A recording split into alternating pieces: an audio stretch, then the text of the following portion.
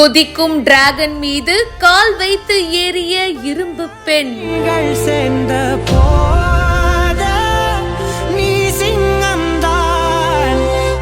இறங்கிய மறுநொடி மிரள வைத்த துணிச்சல்.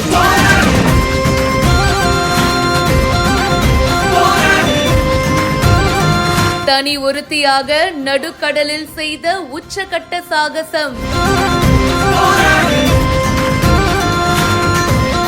சர்வதேச விண்வெளி நிலையத்துல கடந்த 286 நாட்களா தங்கியிருந்த சுனிதா வில்லியம்ஸ் அவர்கள் பத்திரமா பூமிக்கு திரும்பி இருக்காங்க. டிராகன் விண்கலம் பாத்தீங்கன்னா புளோரிடா மாகாணத்துக்கு பக்கத்துல இருக்கிற கடல்ல இறங்கி இருக்கு.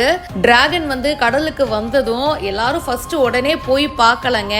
முதல்ல ஒரு சின்ன படகுல க்ரூ மெம்பர்ஸ்லாம் வராங்க. அதுல ஒரே ஒரு லேடி மட்டும் தான் ஃபர்ஸ்ட் டிராகன் விண்கலத்துக்கு போறாங்க.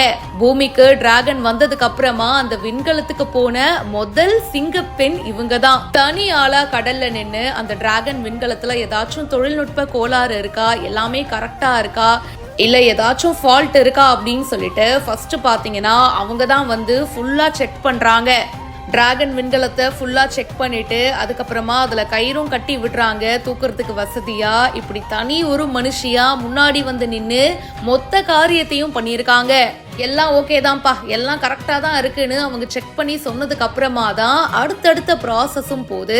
இந்த வீடியோ இப்போ சோஷியல் மீடியால வைரலா போயிட்டு இருக்கு. இதை பத்தி உங்களுடைய கருத்துக்களை சொல்லுங்க. இப்பவே ஃபாலோ பண்ணுங்க.